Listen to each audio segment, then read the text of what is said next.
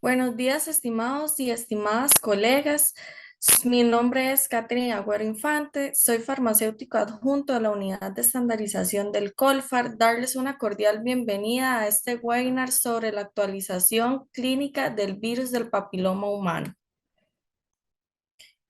A lo largo de este webinar presentaré el propósito de la actividad, recordarles que vamos a tener un espacio de preguntas y comentarios, por lo cual existe lo que es el chat, la herramienta de preguntas y respuestas y también al levantar la reacción de levantar la mano, estaré habilitando lo que es el micrófono.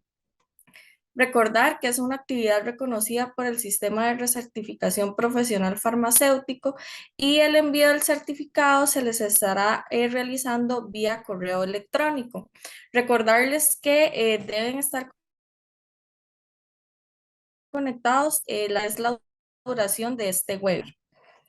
Como objetivo general, tenemos reconocer diferentes temas del virus del papiloma humano para que las y los profesionales de salud sean capaces de intervenir en la población para reducir la frecuencia del virus papiloma humano, integrando sus capacidades de promoción, prevención de la salud. Varios propósitos para este webinar. Uno sería definir la evolución natural del virus del papiloma humano desde su génesis hasta las últimas consecuencias causadas por el ser humano. A identificar el ciclo de vida del virus del papiloma humano para brindar el conocimiento de las causas, el desarrollo del virus y las lesiones en la zona transformada. Descubrir las causas sociales que pueden estar involucradas al desarrollo de una epidemia y los componentes que pueden incrementar el riesgo de adquirir una enfermedad por su causa.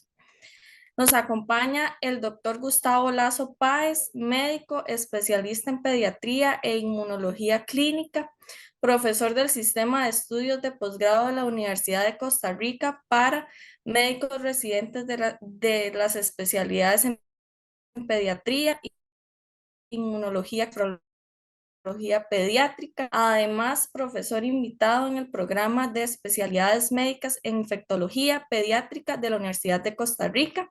Cuenta con experiencia como coordinador en el equipo básico de atención integral en salud Guajiniquil de Santa Cruz de Guanacaste, Costa Rica.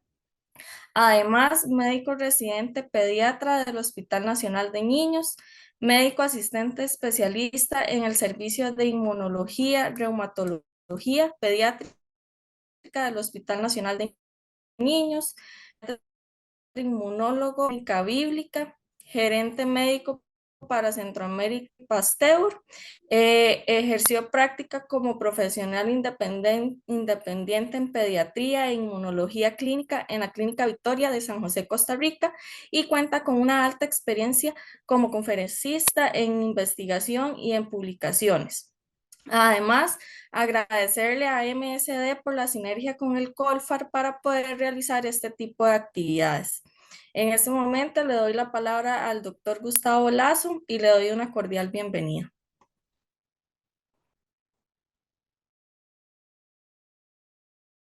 Buenos días a todos y todas. Muchas gracias por la amable presentación. Solo si me pueden confirmar, por favor, que me escuchan y me pueden ver adecuadamente. Sí, claro, doctor. Perfecto, muy bien. Bueno, bienvenidos a esta maratónica.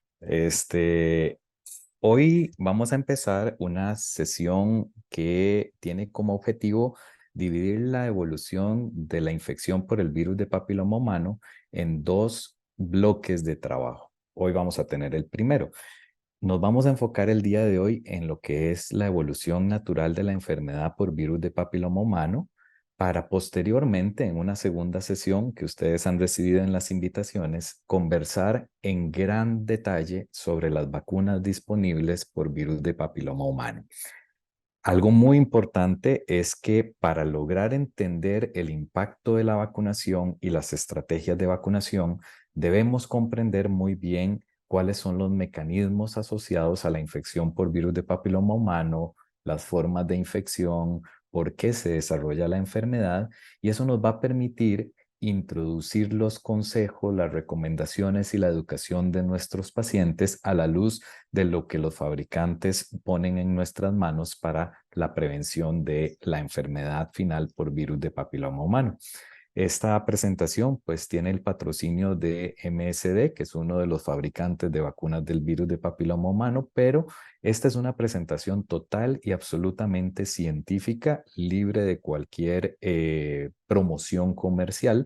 Así que mi mayor conflicto de interés quizá no es ese, sino que yo soy un fiel creyente de que las vacunas pueden cambiar desenlaces no solo de salud pública, sino que las vacunas están directamente asociadas a desarrollo social, a desarrollo económico de los países, y espero que ustedes estén de acuerdo conmigo al final de estos dos bloques que vamos a conversar en el proceso educativo. Antes de comenzar con toda la parte teórica y académica, yo quisiera presentarles dos casos. Estos son dos casos que pertenecen a la vida real. Estos son casos de todos los días que posiblemente ustedes, aquellos que ejerzan farmacia comunitaria, lo van a ver, y aquellos que tengan familiares expuestos a vacunación, pues van a tener una serie de consultas. Y si bien es cierto, pues el sentido de ser del farmacéutico no es si bien es cierto, no es la prescripción, pues todos como profesionales de la salud tenemos la posibilidad de dar educación, de dar recomendaciones y de asesorar y acompañar al paciente en la toma de decisiones relacionadas al uso de medicamentos biológicos y preventivos. Esta es una mujer de 32 años que es desconocida enferma. Este es un término que usan mucho los especialistas en medicina interna, aluciendo a que después de que nosotros superamos la edad pediátrica, es poco probable que regresemos a un chequeo médico rutinario, de tal forma que generalmente se nos diagnostica alguna enfermedad cuando empezamos a desarrollar síntomas o complicaciones relacionadas con la misma. Esta señora o esta mujer no tiene antecedentes personales de importancia y algo importante es que llega embarazada a su control prenatal y el último el último Papa Nicolau, la última citología vaginal, se la había realizado hacía 5 años cuando llegó a una consulta de planificación familiar. Para nadie es un secreto que pues estos son procedimientos de tamizaje que estoy seguro que para ninguna de ustedes, de las mujeres que está conectada, considerarán que es un procedimiento agradable.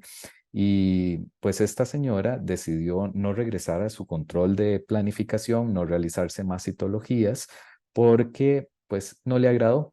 En esa citología tenía algunos datos sugestivos de infección por virus de papiloma humano, pero no tenía cambios displásicos, es decir, no tenía consecuencias que indicaran la posibilidad de cáncer en desarrollo en esa citología vaginal.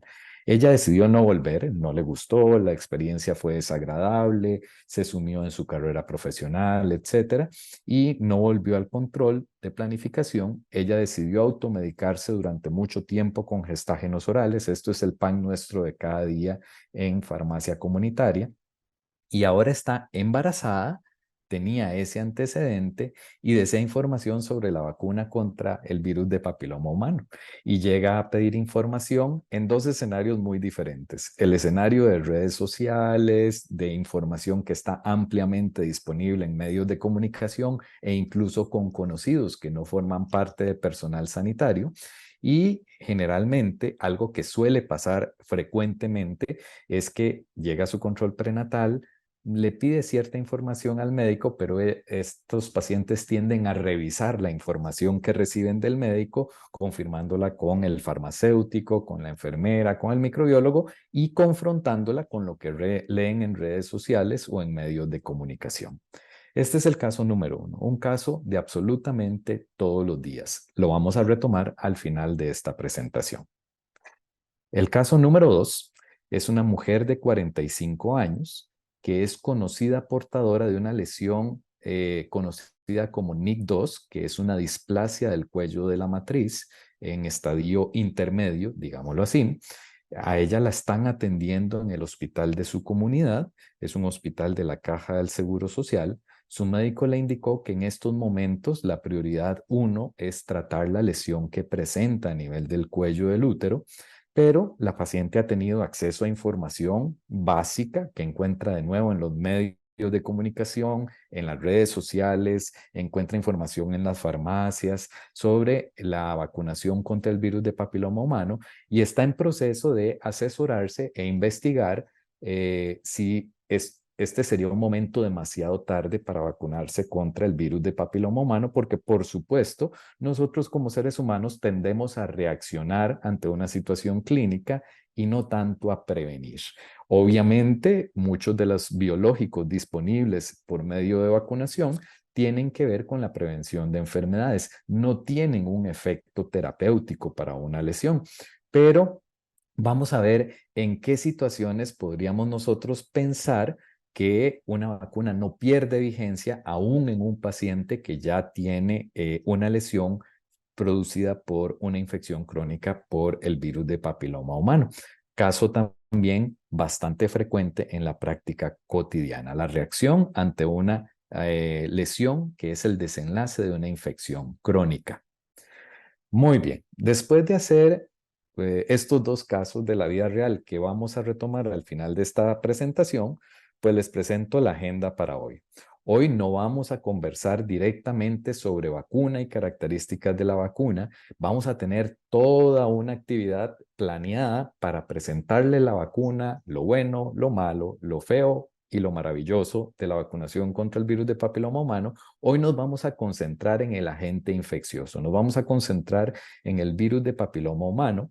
Vamos a ver cuáles son las características de este agente infeccioso, cómo produce enfermedad, es decir, la patogenia, la evolución natural de la infección por virus de papiloma humano, y ahí tenemos que revisar ciclo de vida, cuál es la característica infección clínica, cómo el virus puede persistir en el cuerpo de hombres y mujeres en diferentes situaciones y cuándo llega a causar una enfermedad clínicamente relevante. Vamos a comparar o a poner el virus de papiloma humano en contexto con otras enfermedades de transmisión sexual y aquí me voy a detener un poquito más en los mecanismos de transmisión porque existen demasiados mitos relacionados al virus de papiloma humano, que si yo me contagié por algo que no fue directamente una relación sexual, que si cosas de la vida cotidiana pueden tener que ver con la infección por el virus de papiloma humano. Vamos a ver cuál es la epidemiología. Vamos a ver cuál es la epidemiología de la infección del virus de papiloma humano y vamos a hablar sobre algunos problemas y limitantes que tenemos en la detección tanto de la vigilancia de infección como en los desenlaces producidos por la infección crónica del virus de papiloma humano. Muy bien. Dicen que cuando uno va creciendo en edad, se pone un poquito viejito, le da un poquito más de relevancia a la historia. Yo creo que eso me está pasando a mí. Pero lo importante en virus de papiloma humano es que la historia nos describe un poco y nos permite entender lo que tenemos disponible para el tratamiento y prevención de este virus. En el año 2008, este profesor de apellido alemán, Harald Surhausen, fue galardonado con el Premio Nobel de Medicina por un trabajo que demuestra la conexión entre el virus de papiloma humano y el desarrollo de cáncer a nivel del cuello del útero. Esto es importantísimo porque el doctor Surhausen determinó que no es el único factor suficiente para el desarrollo de cáncer, pero es un factor necesario. Si no hay infección por virus de papiloma humano, la probabilidad de cáncer del cuello del útero es muy baja. Obviamente, el virus de papiloma humano no es el único factor involucrado, sino que la infección más otros factores condicionantes en una mujer van a determinar el desarrollo del cáncer del cuello del útero.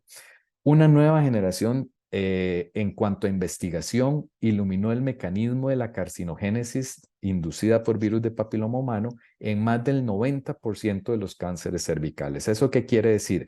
Que el 90% de los cánceres de cuello del útero pudieron ser relacionados en el año 2008 con una infección por virus de papiloma humano.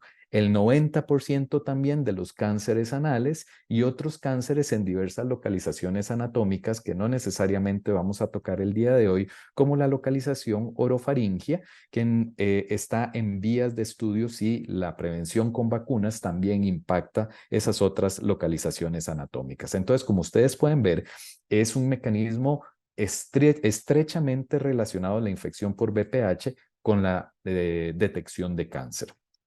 Las investigaciones del doctor Surhausen fueron publicadas, ustedes no me lo van a creer, en el New York Times.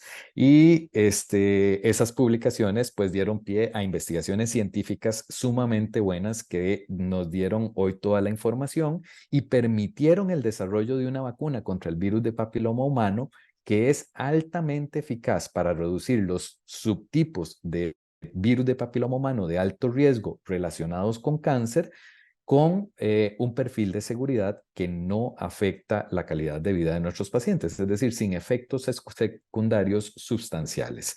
Una de las observaciones que hizo el profesor Surhausen fue que el cáncer aparecía entre 15 y 30 años después de la primera infección por el virus de papiloma humano. Las primeras vacunas que se generaron o que se produjeron fueron vacunas monovalentes. Después, eso quiere decir dirigidas contra un tipo aislado de virus de papiloma humano. En el año 2007 se desarrollaron vacunas tetravalentes, es decir, contra 4 tipos de virus de papiloma humano.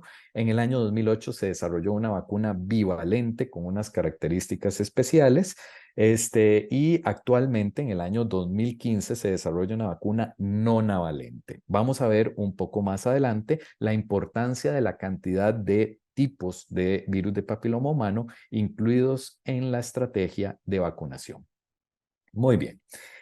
El doctor Surhausen fallece en mayo del 2023, pero vean ustedes que sus investigaciones y sus resultados fueron tan relevantes en la historia del cáncer de la humanidad que en agosto del 2020 la Asamblea Mundial de la Salud de la Organización Mundial de la Salud determina como prioridad de salud pública la estrategia 90-70-90. ¿Qué quiere decir eso? La Organización Mundial de la Salud dice que es importantísimo acelerar la eliminación del cáncer del cuello del útero porque es prevenible y el cáncer del cuello del útero es un problema de salud pública a nivel global. Y entonces la estrategia se basa en 3 pilares.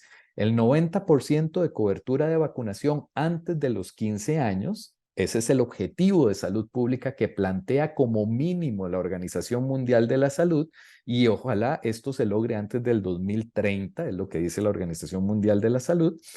Ellos abogan por el 70% de tamizaje antes de los 35 años, es decir, que el 70% de las mujeres tengan acceso por lo menos a una citología vaginal para la detección temprana de las lesiones causadas por virus de papiloma humano y que al menos el 90% de las mujeres que tienen lesiones de alto riesgo o que tienen ya un cáncer instaurado, pues tengan acceso al tratamiento. Y este es un reto enorme porque la población mundial femenina pues es enorme, el acceso a la vacuna de virus de papiloma humano es limitado, el acceso a los métodos de tamizaje o de cribado como el Papa Nicolau es bastante bueno en la mayoría de nuestros países, pero realmente limitado porque o el personal de salud no da abasto o la voluntariedad de hacerse el cribado o el tamizaje no es la que uno quisiera. Entonces, la historia se ha hecho enormemente grande con el pasar de los años y seguimos aprendiendo del virus de papiloma humano. ¿Qué hemos aprendido? Bueno, hemos aprendido también que el virus de papiloma humano no es un tema relacionado con la mujer, es un tema que se relaciona con todos los seres humanos, por lo que les voy a presentar en el transcurso de las siguientes diapositivas. Muy bien. Entonces ya conocemos la historia, ya conocemos la relación entre el virus de papiloma humano y el cáncer y ahora vamos a tratar de entender por qué. Bueno, el virus de papiloma humano es un virus compuesto por ADN, perdón ahí por el error ortográfico. El virus es un virus ADN de doble cadena sin envoltura, del cual existen genotípicamente hablando más de 150 tipos identificados. Pero de esos 150 tipos que se han identificado en el ser humano, 12 tipos son relacionados directamente con cáncer y se consideran genotipos de alto riesgo para el desarrollo de cáncer a futuro. Como ustedes recuerdan de los estudios de Van Housen, el virus de papiloma humano es necesario para el desarrollo de cáncer en ciertas patologías, mas no es el único factor, pero es el factor de riesgo más importante para el desarrollo de cáncer en esas partes de la anatomía humana. ¿Qué tan extendido está el virus de papiloma humano? Bueno, es un virus cosmopolita, es decir, está en absolutamente todo el mundo. Y en el caso de Costa Rica, sin el afán de hacer segregación social, está desde la zona marginal hasta la zona más elegante de San José, de tal forma que es un virus que no tiene que ver con el tema social necesariamente. Las estimaciones sugieren que el 75% entre el 75 y el 80% de hombres y mujeres que tenemos vida sexual activa se van a infectar a lo largo de su vida. Eso quiere decir que solamente 1 o 2 de cada 100 personas nunca van a ver el virus de papiloma humano, independientemente de las prácticas sexuales que ustedes tengan. ¿Y qué es importante con el virus de papiloma humano? Que es un virus estrictamente humano. Eso quiere decir que si nosotros lográramos cortar la cadena de transmisión de este virus, perfectamente podríamos erradicar la enfermedad. Lo que pasa es que al ser un virus generalizado que afecta a hombres y mujeres hasta en el 85% de los casos, pues las estrategias para cortar la cadena de transmisión no pueden ser restringidas a un grupo determinado. Tienen que ser estrategias para toda la humanidad para lograr cortar la cadena de transmisión y lograr la erradicación de la infección por el virus de papiloma humano y los desenlaces clínicos que se asocian a esta infección. ¿Qué sucede si una infección por virus de papiloma humano es persistente? Bueno, introduzco el concepto de persistencia porque la mayoría de las infecciones por virus de papiloma humano son aclaradas. Eso quiere decir que nuestro sistema inmune va a lograr, junto con el sistema mucoso, eliminar o controlar la infección por virus de papiloma humano, pero algunos tipos, específicamente los 12 tipos causantes de cáncer, tienen la capacidad de conducir a enfermedades potencialmente graves porque tienen la capacidad de generar latencia, quedarse en las células epiteliales y producir alteraciones en esas células epiteliales que van a permitir el desarrollo de cáncer. Y algo que todavía está en estudio es cuáles son los factores que predicen quién va a eliminar el BPH y quién va a tener una infección persistente a lo largo de su vida. Eso sigue siendo un tema de investigación al día de hoy, aunque tenemos algo de información que yo les voy a transmitir a continuación. Bueno, este es el ciclo de vida del virus de papiloma humano y esto nos da algo importante. El virus de papiloma humano infecta epitelios, tanto piel como mucosas. En el caso de VPH prevenible por vacunación, está relacionado básicamente con la infección de mucosas. Y la mucosa es un epitelio generalmente de varias capas, es un epitelio estratificado y para que el virus penetre se necesita que hayan pequeñas abrasiones en esa mucosa, es decir, tiene que haber defectos o pequeñas heridas, aunque sean microscópicas, que hagan que se rompa ese epitelio y el virus penetre. Y va a penetrar hasta las capas basales de ese epitelio. Ese es el sitio donde inicia la infección del virus de papiloma humano. Generalmente la infección no empieza en las capas superficiales. Entonces, cuando nosotros nos exponemos al virus de papiloma humano, no es suficiente el contacto mucosa con mucosa o piel con mucosa o piel con piel, sino que es necesario que haya pequeñas lesiones en piel, muchas de las cuales son incluso imperceptibles por cada uno de nosotros, para que el virus penetre.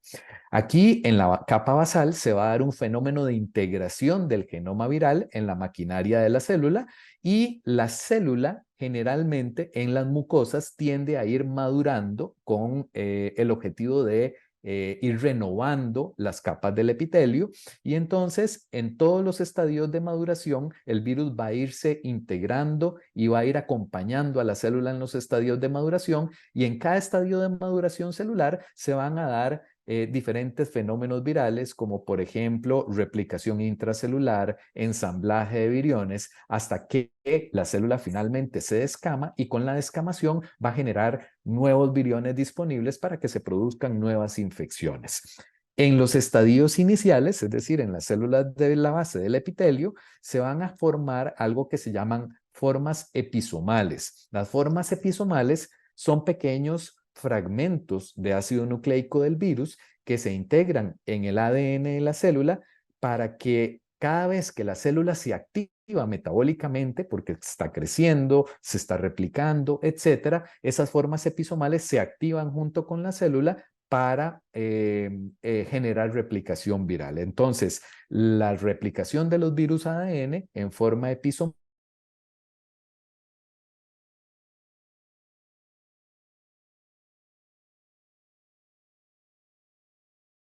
que se quede silenciosa para que conforme avanza el metabolismo celular, haya replicación y haya perpetuación de la especie. Esto sucede no solo con el virus de papiloma humano, sino que sucede con otros virus de la familia herpes, como el virus de hepatitis B o el virus herpes simple relacionado con infecciones genitales. Conforme el virus va sobreviviendo en diferentes capas del epitelio, pues va expresando genes, algunos de ellos tempranamente, que tienen que ver con la formación del episoma, etcétera. Otros genes que son de expresión intermedia, que tiene que ver con la amplificación del genoma viral para generar nuevos viriones. Y finalmente hay genes tardíos que tienen que ver con la replicación y, con el ensamblaje y la liberación de los virus a las capas superficiales del epitelio para que se perpetúe el ciclo.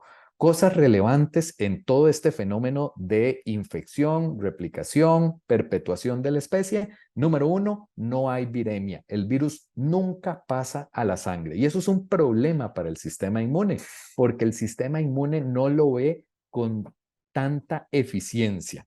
Número dos, la respuesta adaptativa es un poco diferente a la que estamos acostumbrados a ver de nuestro sistema inmune cuando el bicho entra en el torrente sanguíneo e invade los tejidos. ¿Por qué? Porque la respuesta adaptativa donde un anticuerpo neutraliza, pues requiere un contacto directo entre el bicho o el microorganismo y el anticuerpo. Y recuerden que esta es una zona que sí tiene algunos anticuerpos, pero no en la cantidad y la concentración que los tenemos en sangre. Y la célula infectada está relativamente aislada. O sea, si ustedes ven las capas del epitelio, no permiten muy bien el paso de componentes del sistema inmune. Es una zona que sí tiene mecanismos de patrullaje, tiene mecanismos de detección de células anormales, pero no es una zona tan disponible, tan fácil de accesar para los diferentes componentes del sistema inmunológico y eso tiene que ver directamente con la capacidad de latencia de las células infectadas. Les hablaba de genes, entonces yo les decía que a lo largo de los procesos replicativos del virus y de la supervivencia, se van expresando algunos genes virales que tienen que ver con el ciclo de la célula huésped. Entonces, algunos genes tempranos, como estos que ustedes ven aquí a la izquierda, tienen que ver con activación del ciclo celular. Entonces, estos genes favorecen la proliferación celular. ¿Para qué? Pues para que haya más células y más replicación viral dentro de la célula. Recordemos que una célula metabólicamente activa o con un ciclo celular activo, pues va a generar que los episomas produzcan más viriones para perpetuar la especie. Y otros genes tienen que ver con la inhibición de la apoptosis. Normalmente cuando hay una célula que metabólicamente no está bien, que está infectada, pues esa célula va a recibir señales del sistema inmune para que se autodestruya. Eso se llama apoptosis. Y entonces estos genes de expresión intermedia y tardía van a inhibir la apoptosis celular de tal forma que entre la estimulación del ciclo y la inhibición de la apoptosis, la célula del tejido mucoso del cuello del útero, en este caso, o del epitelio que estamos infectando, la célula va a ser inmortal. Y las células inmortales son inestables genómicamente hablando y generalmente se transforman en células malignas. ¿En dónde va a ocurrir esta transformación a células malignas? Generalmente en las capas más externas del epitelio, que son aquellas que han sufrido todo el proceso de expresión metabólica de estos genes. Y la inmortalización y la transformación es el mecanismo que va a generar el cáncer a largo plazo. Entonces, para hacer un alto, porque esto es un tema complejo, pues la infección viene atravesando el epitelio, pequeñas abrasiones en el tejido epitelial, llega hacia la base, de la base arranca la infección, la expresión génica, estas inmortalizan la célula, transforman la célula y se desarrolla el cáncer sin que se pierda la capacidad de contagio para otros individuos con el virus que causó todo el fenómeno genético o todo el fenómeno metabólico. Ok, ahora vamos a tratar de ponerle cara a los fenómenos biológicos que les acabo de describir relacionados con el virus de papiloma humano. Aquí ustedes en esta diapositiva ven dos colores. Un color morado que tiene que ver con fenómenos que están total y absolutamente descritos y validados desde el punto de vista científico, y fenómenos que están en azul que tienen que ver con cosas que suceden en el paciente y que todavía no tenemos claros cuáles otros factores tienen que ver con ese desenlace. Entonces, bajo situaciones normales y analizando el cuello del útero femenino, que fue lo primero que se estudió en el año 2008, pues tenemos un cuello normal. Este cuello adquiere una infección por virus de papiloma humano. Nosotros podríamos detectar el virus de papiloma humano en esa mujer que tiene su primo infección, y aquí pueden ocurrir varias cosas. Podría ocurrir que haya algunas anormalidades citológicas, es decir, las células van a mostrar cambios relacionados con el virus de papiloma humano. Si ustedes recuerdan el caso número 1, esta era una mujer que había tenido cambios relacionados y eso morfológicamente se puede determinar. Entonces usted dice, este cuello del útero está infectado por virus de papiloma humano, pero no hay anormalidades displásicas, es decir, no hay células transformadas hacia malignidad, por lo tanto el cuello sigue siendo de aspecto tanto macroscópico como microscópico normal. En algunos casos, la detección de virus de papiloma humano progresa hacia lesiones intraepiteliales, que eso es lo que normalmente en español se va a llamar NIC, neoplasia intraepitelial o neoplasia intraepitelial cervical, y esas lesiones, que pueden ser de bajo, intermedio o de alto grado, pues podrían progresar a cáncer o podrían regresar si el sistema inmune es competente en controlar y eliminar esas células infectadas y no tenemos una alta tasa de replicación ni una alta tasa de expresión genética de esos genes que inmortalizan las células. La mujer puede tener este ciclo en una infección aguda y generar ya sea el control con anormalidades mínimas o bien podría progresar. Pero la progresión generalmente está relacionada con una infección latente que persiste a lo largo del tiempo, es decir, con una infección que no fue posible aclarar. ¿Qué determina el riesgo de que una persona tenga esa latencia o logre controlar y aclarar la infección? Pues todavía eso está en estudios. Todavía, mis queridos colegas, no tenemos una explicación 100% válida para ese fenómeno que determina la capacidad de latencia. Y por lo tanto, pues vamos a tener detección intermitente en esos pacientes que tienen latencia, porque vamos a tener periodos donde se activa el metabolismo celular y periodos donde el metabolismo celular y la expresión genética del virus está inhibida. Por supuesto, el virus de papiloma humano se va a detectar en ciertos momentos, en mayor o menor intensidad durante todo este proceso de desarrollo de los fenómenos biológicos. ¿Ok? Vamos haciendo la diapositiva cada vez más complicada. ¿Por qué? Porque realmente el cuerpo reacciona, el cuerpo se defiende y entonces el sistema inmune colabora en el aclaramiento de la persona que está infectada por el virus de papiloma humano. Entonces, la persona que tiene un test positivo por virus de papiloma humano, generalmente un test en donde ustedes analizan el tejido. Les recuerdo que este virus no hace viremia, no pasa al torrente sanguíneo. Serologías y eso en sangre, eso no sirve para nada. Nosotros necesitamos detectar el virus en el material en donde se da la infección. Eso hace difícil e incómodo para hombres y mujeres hacer tamizajes, ¿verdad? Como la prueba de Papa Nicolau. El sistema inmune interviene en lo que es la detección y el aclaramiento del virus de papiloma humano, pero hay factores de susceptibilidad que tal vez vamos a mencionar un poquito más adelante que hacen que esta persona se reinfecte o que tenga infecciones latentes que se van a reactivar a lo largo del tiempo hasta que hay positividad sostenida del virus de papiloma humano y el posterior desarrollo de neoplasias o de cáncer, precedido siempre de lesiones premalignas en estadios intermedios, avanzados o iniciales. Muy bien. Como si fuera poco, entonces ya entendimos que el virus está muy relacionado con cáncer. Entendimos por qué el virus está relacionado con cáncer y cuáles son las razones por las cuales nuestro sistema inmune tal vez no tenga tanta oportunidad de contactarse con las células infectadas o con el virus.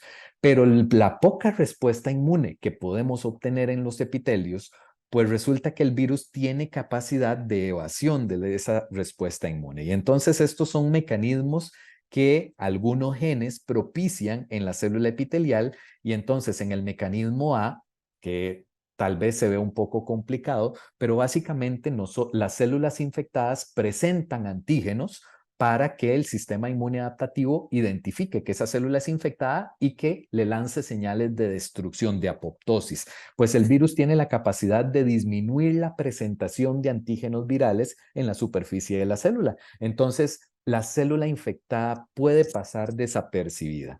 Y aquí en el B, podemos ver mecanismos en donde sí hubo una presentación a las células del sistema inmune. Esto es una célula T, y esta célula generalmente va a generar gránulos que lisan o destruyen la célula infectada. Eso se llama citotoxicidad. Pues el virus produce alergia o insensibilidad a la citotoxicidad, hace a la célula resistente a la citotoxicidad porque le presenta los antígenos a la célula T, pero no permite la unión de la célula T con la célula blanco para que sea esta célula infectada la víctima de la degranulación de esos complejos enzimáticos que van a llevar a la destrucción de la célula infectada. Otro mecanismo de evasión. Bueno, resulta que el virus de papiloma humano permite la producción de algunas citoquinas que son citoquinas inmunomoduladoras, es decir, son citoquinas inmunosupresoras que le dicen a la célula T, tranquilícese, no es necesario que usted haga tanto relajo cuando se encontró al antígeno. Entonces eso le da señales de tolerancia a la célula T de que sí estoy mal, pero no me destruya, básicamente. Y para finalizar, se ha visto que el virus de papiloma humano permite la expresión de algunos componentes semejantes a citoquinas que atraen unas células que se llaman las células T reguladoras. Y las células T reguladoras inhiben la respuesta inmune, son células que frenan la inflamación una vez que una célula T ha sido activada por un insulto infeccioso. Entonces, además de todo lo que hemos hablado hasta el momento, el virus de papiloma humano tiene la capacidad de evadir la respuesta inmunológica en una forma realmente muy eficiente, ya en un epitelio, en una zona anatómicamente aislada de algunos de los componentes de nuestro sistema inmune. Y entonces, ¿eso en qué se traduce clínicamente? Bueno, eso se traduce estadísticamente en un 90% de pacientes que son capaces de aclarar la primoinfección. Entonces dijimos, 85% de la población vamos a tener contacto con el virus de papiloma humano, pero 9 de cada 10 que tenemos que ese contacto, vamos a eliminar exitosamente el virus de papiloma humano y quizás nunca nos dimos cuenta de que tuvimos el virus o lo único que tuvo en el caso de la mujer que se hace un Papa Nicolau fueron cambios mínimos. Y eso es gracias a la participación exitosa de nuestro sistema inmune o a la no presencia de otros factores condicionantes para el desarrollo de cáncer. Un 10% de la población va a tener una infección persistente y esa infección persistente es la que nos coloca en alto riesgo de desarrollar un cáncer del cuello del útero. Y señoras y señores, pónganle números. 1 de cada 10 mujeres va a tener una infección persistente, que es el factor necesario para la génesis de cáncer del cuello del útero. Y aquí nos estamos enfocando solo en cuello del útero, pero les decía que puede haber otros cánceres relacionados con el virus de papiloma humano. Entonces, 1%, 1 de cada 100 mujeres, 10 de cada 100 van a tener la infección persistente y 1 de cada 100 va a desarrollar cáncer. Eso es un montón. Multipliquen la población de Costa Rica por el 1%. Esos son demasiados casos de cáncer del cuello del útero. Y esto no tiene nada que ver con inmunodeficiencia. Tienen una respuesta inmune intacta. ¿Cuál es el pecado? El pecado es tener una infección persistente por un genotipo que sea relacionable con el desarrollo de cáncer, es decir, con uno de los 12 genotipos existentes de alto riesgo de virus de papiloma humano. Entonces, conocemos muchos aspectos de todo el fenómeno que acompaña la infección, identificamos los componentes del virus con capacidad de inducir una respuesta inmune protectora.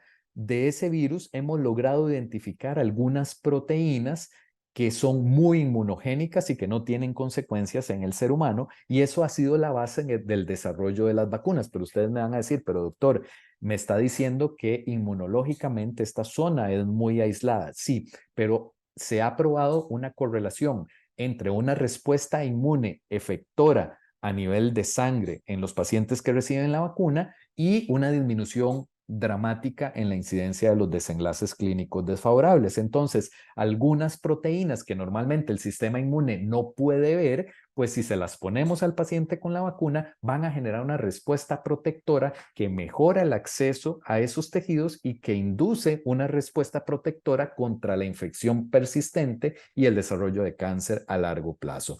Este no es el tema de hoy. Hoy nos enfocamos mucho en el virus. El tema de la vacuna lo vamos a ver en la segunda sesión de entrenamiento que tenemos planeada. Y entonces el virus de papiloma humano está asociado con ciertos tipos de cáncer y algunas enfermedades que no necesariamente son malignas como tal, es decir, no nos van a matar, pero que son terribles para el ser humano. Y aquí tenemos, número 1, cáncer del cuello del útero y neoplasia intraepitelial cervical, estadios inicial, intermedio o avanzado. Un estadio avanzado progresa a un adenocarcinoma cervical in situ, es decir, a un cáncer localizado en el cuello del útero. También está relacionado con las neoplasias intraepiteliales vulvares, las displasias vulvares y el desarrollo de cáncer de vulva. El mismo fenómeno con cáncer y neoplasia intraepitelial, displasia a nivel vaginal. El mismo fenómeno con cáncer y displasia a nivel anal. Y esto no es solo de hombres que tienen sexo con hombres. Hoy por hoy, la infección del virus de papiloma humano a nivel anal es un problema de salud pública para todos los géneros. No me voy a meter en el tema de género porque es tremendamente complicado. Obviamente, el hombre que tiene sexo con hombres, pues tiene una mayor posibilidad de desarrollar cáncer anal, y una mayor exposición. Y hay una enfermedad que no es maligna, que son las verrugas genitales, que se pueden infectar, estéticamente se ven horrorosas, pueden afectar la vida sexual de la persona y tienen un gran impacto de salud pública porque se invierte millones de dólares en el tratamiento de las verrugas genitales, un tratamiento que puede ser bastante doloroso, especialmente en la mujer que tiene sus órganos genitales pues no tan expuestos, y también se presenta en el hombre. De tal forma que hay muchos tipos de cáncer, hay muchos tipos de enfermedades relacionadas con el virus de papiloma humano. Hoy por hoy está sobre investigación cánceres orofaringios. El virus de papiloma humano en realidad puede producir fenómenos en cualquier epitelio estratificado. Y eso puede ser piel, eso puede ser mucosas, y las mucosas forman parte de muchos tejidos en nuestro organismo. Muy bien, seguimos entonces y nos movemos hacia cuáles tipos de virus de papiloma humano se asocian a cáncer. Bueno, lo más estudiado de nuevo es la neoplasia intraepitelial cervical, y entonces el riesgo a largo plazo para que una neoplasia intraepitelial cervical avanzada o de alto riesgo y un carcinoma in situ se manifieste, está directamente relacionado con los virus de papiloma humano de tipo 16 y de tipo 18. Y entonces, aquellas personas en donde se detectan lesiones premalignas o se detecta infección, aunque no haya una lesión, y esta infección es producida por virus 16 o por virus 18, esas personas ameritan un algoritmo diferente de manejo que una persona que tiene un virus de papiloma humano con un genotipo que no está relacionado con cáncer. Estos son los dos genotipos que explican el 70% de las lesiones premalignas o malignas en el caso del cáncer del cuello del útero. Y hay otros genotipos como el BPH45 que también están relacionados con malignidad, pero que no son tan prevalentes en las lesiones intraepiteliales que se han estudiado a lo largo del tiempo. Por supuesto, entre más número de cáncer de genotipos oncogénicos podamos proteger, pues amplía un poco más la eficacia protectora de una vacuna en relación con el desarrollo de cáncer a largo plazo. Y entonces la detección de estos genotipos no se hace por una citometría estándar, se hace por hibridación de ADN, es decir, se hace por determinación del genotipo del virus que está presente en una lesión. Entonces eso es una prueba un poco más elaborada que un Papa Nicolau estándar. Entonces, cuando hay una infección por virus de papiloma humano, lo que procede es hacer un análisis de ADN en esa muestra tomada al paciente para identificar cuál es el tipo y determinar el algoritmo de tratamiento más adecuado para esa paciente en particular. ¿Cómo es el proceso de progresión potencial al cáncer del cuello del útero? Bueno, les decía, infección inicial en el lapso de un año, porque estos son virus que dependen del ciclo celular, pues podemos desarrollar una infección continua, una lesión de bajo grado y eventualmente podríamos aclarar y revertir el daño con la participación exitosa de nuestro sistema inmune.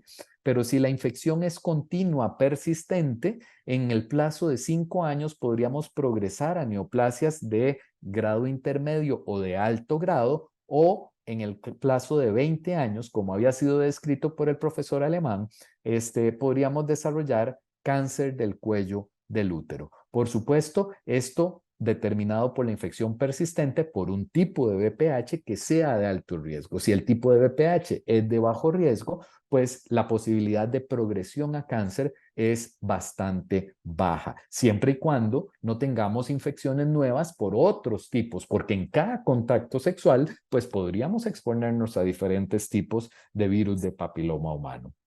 Cuando ustedes analizan el desarrollo clínico de las vacunas contra el virus de papiloma humano, pues los desenlaces son de diferente tipo. Entonces, los desenlaces pueden ser medidos a corto plazo y lo que más se impacta a corto plazo cuando yo estudio una vacuna de VPH es la prevalencia de infección, es decir, cuántas personas en la población general son positivas para virus de papiloma humano y el desarrollo de verrugas genitales. Lo más rápido que se modifica cuando yo vacuno a la gente es el desarrollo de verrugas genitales, que son genotipos 6 y 11 que no tienen que ver con el desarrollo de cáncer, pero que producen esas lesiones que son muy invalidantes, caras de tratar, estéticamente inadecuadas y que afectan la vida sexual de la persona que las padece.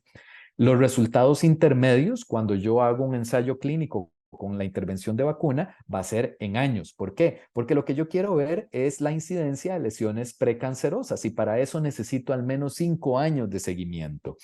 Y a largo plazo voy a ver la incidencia de cánceres cervical, vulvar, vaginal, anal y está en estudio otros tipos de cánceres como los cánceres orofaringeos. ¿Por qué? Porque se toma décadas para el paso de una neoplasia intracervical de alto grado a el estadio de cáncer avanzado.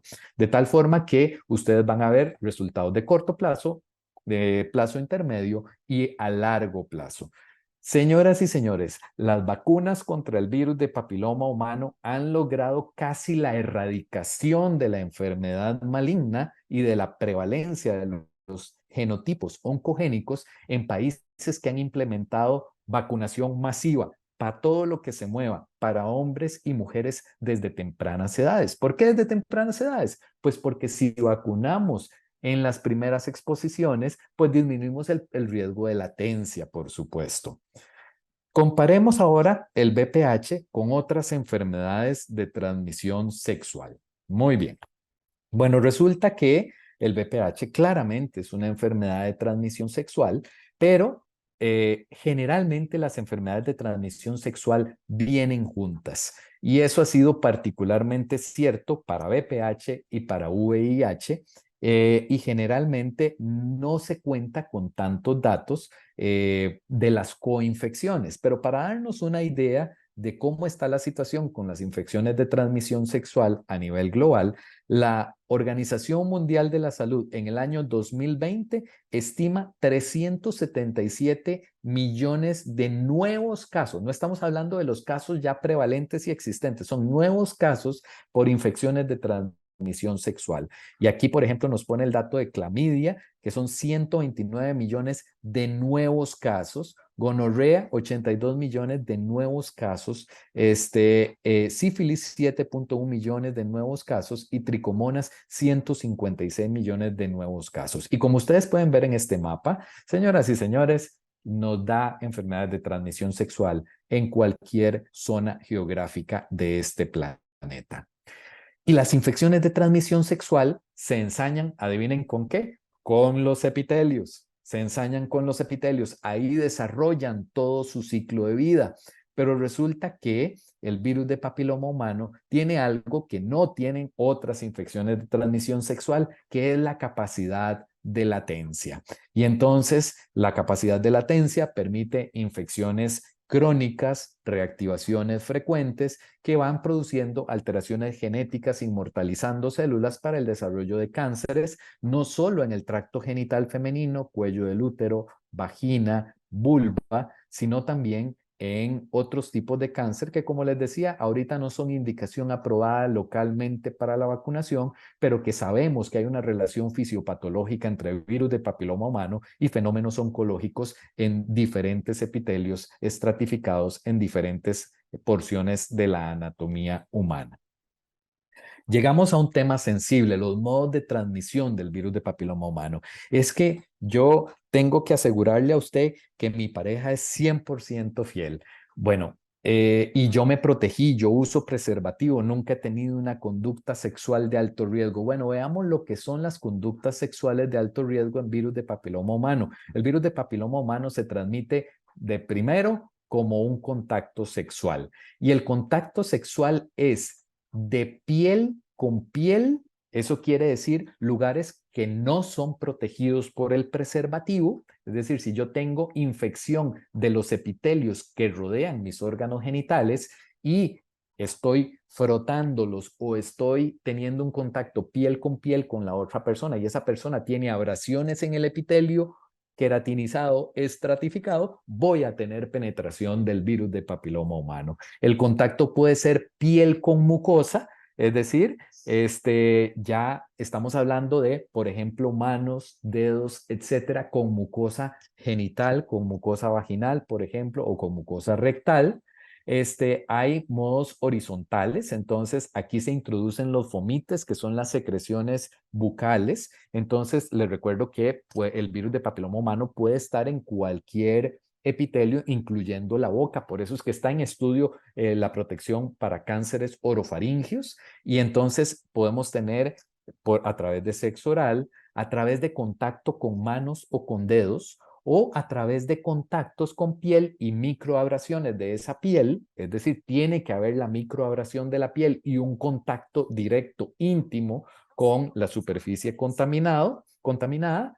Puede haber autoinoculación si yo tengo virus de papiloma humano en mi boca y me manipulo genitales o viceversa, pues me puedo autoinocular o bien puedo transmitir el virus de papiloma humano a través del paso por el canal de parto a mi descendencia y generar lesiones tanto malignas como premalignas en mi descendencia. Uno de los problemas del virus de papiloma humano para serotipos 6 y 11, que son las verrugas genitales que no son oncogénicas, es que los bebés que pasan por ese canal genital pueden tener verrugas que se llaman papilomas a nivel de la vía respiratoria y eso puede generar obstrucción de la vía respiratoria en un recién nacido o en un niño pequeño.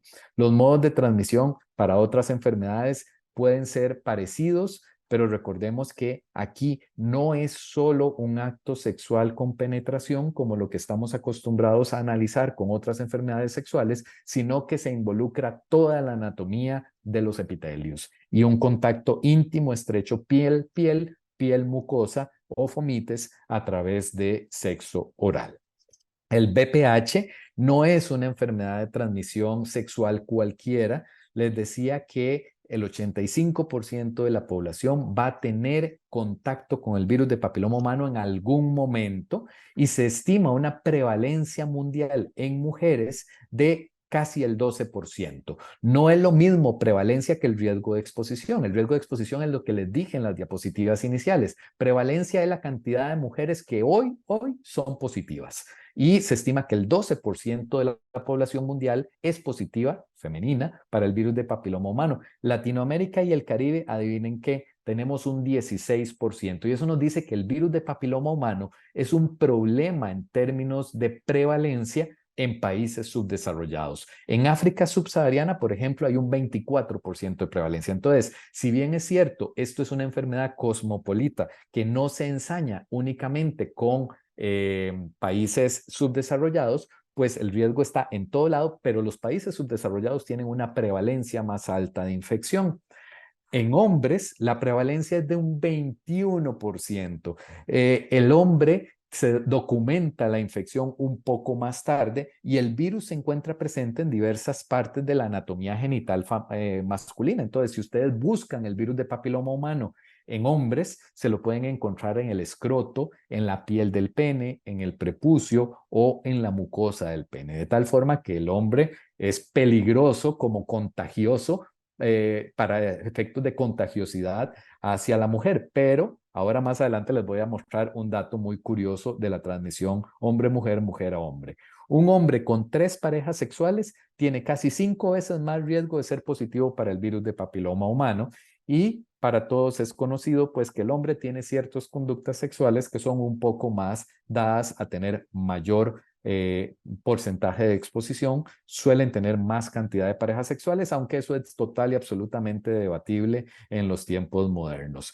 Una de cada 100 mujeres en países no desarrollados va a tener cáncer de cervix antes de los 75 años, ya lo habíamos visto, y 10% van a tener una infección latente que puede durar décadas y que va a predisponer, si hay un genotipo oncogénico, al desarrollo de neoplasias intraepiteliales.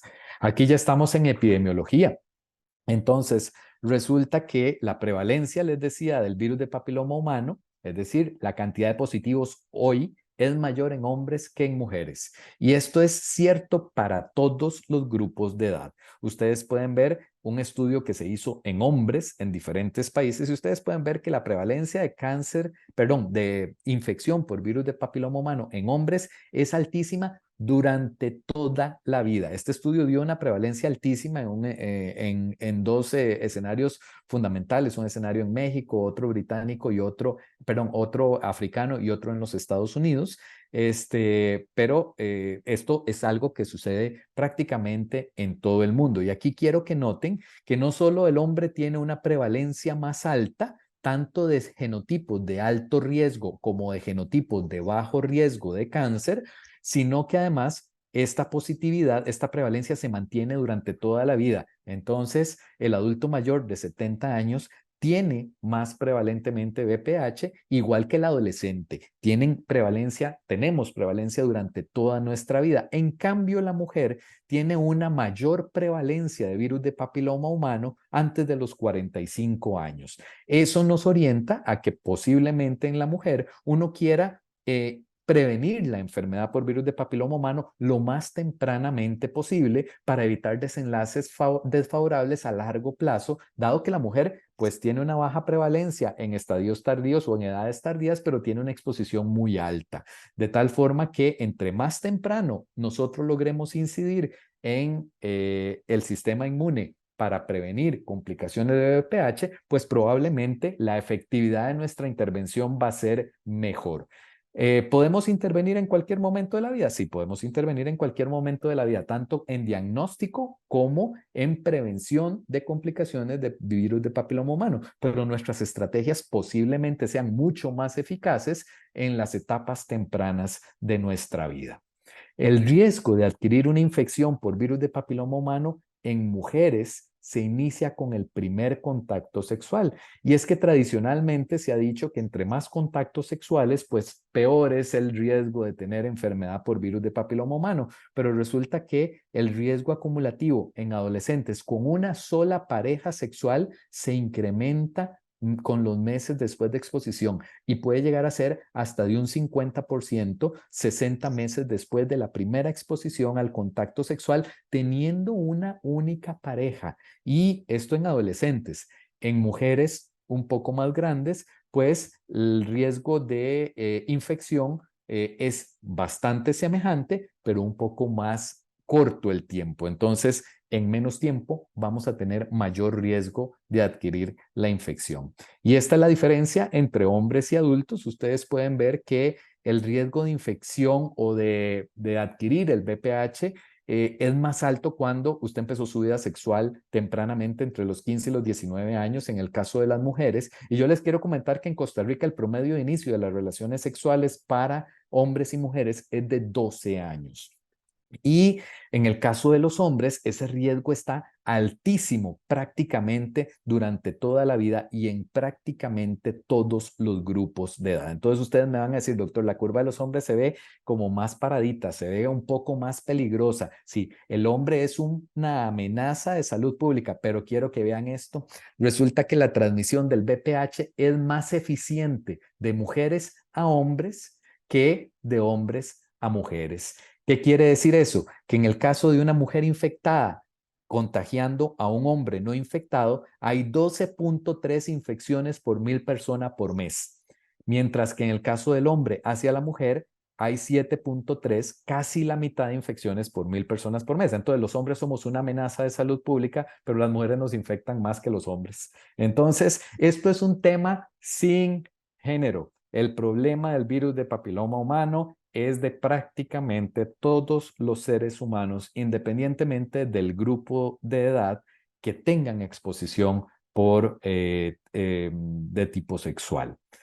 Como si fuera poco, la seroconversión es incompleta y no protege. ¿Qué quiere decir eso? Ustedes se exponen al virus de papiloma humano y como es un virus que no hace viremia y no va a tener un gran contacto con el sistema inmune, probablemente vamos a tener tasas de seroconversión, probablemente no, esto es un hecho. Las tasas de seroconversión de producción de anticuerpos son 50% de las mujeres expuestas. Entonces, solo la mitad de las mujeres van a tener cierta producción de anticuerpos cuando se exponen naturalmente al virus de papiloma humano y las mujeres seropositivas, es decir, que desarrollaron anticuerpos, siguen teniendo el mismo riesgo de reinfección con el mismo tipo de virus de papiloma humano. Es decir, la exposición natural, aunque genere anticuerpos, no protege a largo plazo de que yo me reinfecte. Y la tasa de reinfecciones es mayor entre los 35 a 45 años comparada con mujeres más jóvenes, lo cual nos dice que entre más temprano podamos hacer las intervenciones de protección, posiblemente vamos a tener mejores desenlaces a largo plazo relacionados con el virus de papiloma humano. ¿Y cómo le va a los hombres? Bueno, las tasas de seroconversión en los hombres son de menos del 10%, las mujeres del 50%, aunque los anticuerpos no nos sirvan mucho. Bueno, el hombre 10%. ¿Eso qué quiere decir? Que el sistema inmune de los hombres no ve el virus de papiloma humano, prácticamente pasa invisible. Y la seropositividad, de nuevo, no está asociada con la protección contra infecciones posteriores, incluyendo hombres que tienen sexo con hombres. Y vean ustedes que la seroprotección es todavía más baja en pacientes que tienen genotipos oncogénicos como 16 y 18.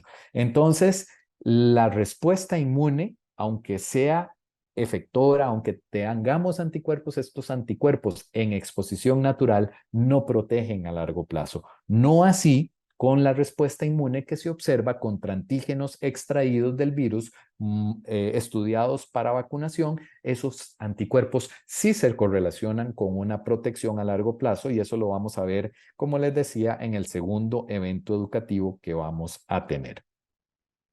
Ya vamos llegando a la última parte de nuestra charla y vamos a hablar un poco de reactivación y autoinoculación. Bueno, esto puede ser motivo para reinfectarse en pacientes independientemente del número de parejas. Entonces, yo podría no haberme infectado o podría haber aclarado una infección cervical, pero si yo me autoinoculo por medio de sexo oral u otras prácticas, pues eso aumenta mi riesgo de reinfección, mi riesgo de infección latente, independientemente de la cantidad de parejas sexuales que yo tenga. Entonces, el número de parejas sexuales a lo largo de la vida es un factor de riesgo significativo para adquirir la infección por virus de papiloma humano, pero la reactivación de infecciones virales más adelante de la vida puede ocurrir. Esto puede ocurrir por autoinoculación, por reinfección. Y la infección en un sitio anatómico puede contribuir a la infección de otros sitios anatómicos por la misma manipulación normal que el ser humano se hace. Cosas muy particulares del virus del papiloma humano.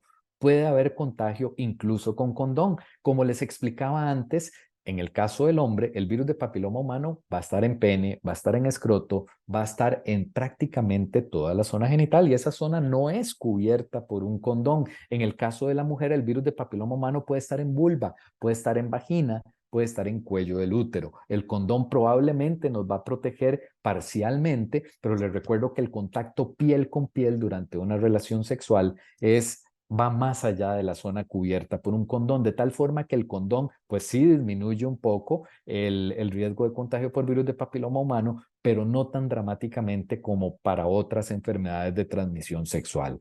Se describe incluso en relaciones mutuamente monógamas. El virus de papiloma humano puede estar incluso, aunque nosotros tengamos una pareja estable, nos podríamos infectar.